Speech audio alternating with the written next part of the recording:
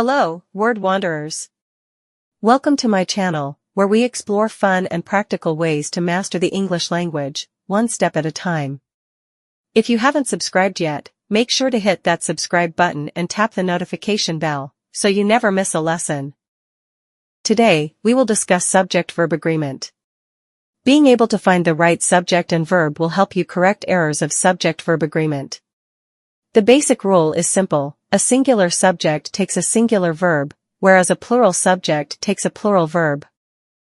For example, in the sentence, the list of items is on the desk, the subject is list, which is singular, so the verb is used. There are some exceptions to this rule. First, the pronoun I takes a plural verb, like in I go or I drive. Second, after certain main verbs such as watch, see, hear, feel, help, let, and make, the basic form of the verb is used. For example, he watched Ronaldo score the winning goal. Rule number 1, a subject will come before a phrase beginning with the word of. This is a key rule for understanding subjects. The word of is the culprit in many, perhaps most, subject-verb agreement mistakes. Take this sentence: a bouquet of yellow roses lend color and fragrance to the room. That's incorrect. The correct version is, a bouquet of yellow roses lends color and fragrance to the room. Why? Because the subject is bouquet, not roses. Bouquet is singular, so the verb should be lends, not lend. Rule number 2, when two singular subjects are connected by or, either / or neither / nor, use a singular verb. For example, my aunt or my uncle is arriving by train today. Neither Juan nor Carmen is available. Or either Kiana or Casey is helping today with stage decorations. Even though there are two people mentioned, the structure means only one is the subject at a time, so the verb remains singular. Rule number 3, in sentences using or, either / or neither / nor, the verb agrees with the subject that is closest to it. Here's how it works: neither the plates nor the serving bowl goes on that shelf. In this case, the noun closest to the verb is serving bowl, which is singular, so we use goes. But if we reverse it, neither the serving bowl nor the plates go on that shelf. Now, the closest subject is plates, which is plural, so we use go. Always check which subject is nearest the verb. Here's a heads up: Rule 3 can sometimes create awkward sentences, especially when I is one of the subjects. For example, this sentence is technically correct, but it sounds odd: neither she, my friends, nor I am going to the festival. Even though M agrees with I, the sentence just feels off. A better option? Reword it: neither she, I, nor my friends are going to the festival. Or even better for clarity, she, my friends, and I are not going to the festival. The rule still applies, but sometimes it's best to rewrite for smoother communication. Rule 4. As a general rule, use a plural verb with two or more subjects when they are connected by and. Example: a car and a bike are my means of transportation. But note these exceptions: breaking and entering is against the law. The bed and breakfast was charming. In those sentences, breaking and entering and bed and breakfast are compound nouns. Rule number 5a.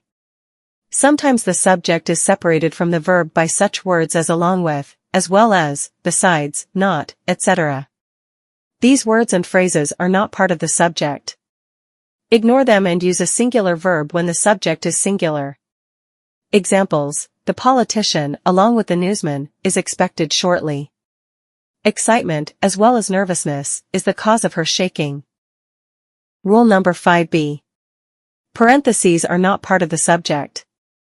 Examples: Joe, and his trusty mutt, was always welcome. If this seems awkward, try rewriting the sentence. Rule number 6. In sentences starting with here or there, the true subject comes after the verb. Examples: there are 4 hurdles to jump. There is a high hurdle to jump. Here are the keys. Rule 7 is all about treating amounts like distances, periods of time, or sums of money as a single unit. When you do that, use a singular verb.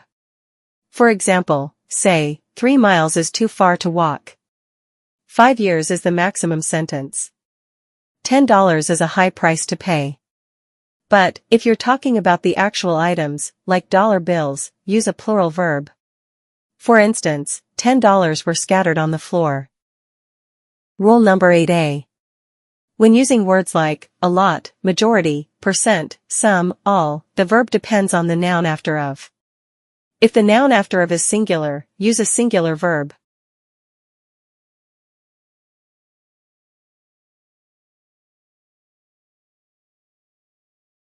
If the noun after of is plural, use a plural verb. Rule 8B. With collective nouns such as group, jury, family, audience, population, the verb might be either singular or plural, depending on the writer's intent. And lastly, rule number 9 is about using were instead of was when expressing wishes, hypotheticals, or things that aren't true. For example, if Joe were here, you'd be sorry, or I wish it were Friday. This shows a situation that's not actually happening, that's why we use were. This is called the subjunctive mood, used for imaginary or non-real situations. Now, the subjunctive also appears in formal requests or demands. For example, she requested that he raise his hand. Or, the foreman demanded that Joe wear safety goggles. Even though those things might happen, the verb stays in the base form, raise and wear, not raises or wears. That's still the subjunctive at work. So remember, use were for unreal situations, and use the base verb after requests or demands. That's it for subject-verb agreement, simple rules, big difference in your writing. If this video helped, go ahead and give it a like, subscribe for more quick grammar tips, and don't forget to tap the bell so you're always in the loop. Thanks for watching, see you in the next one.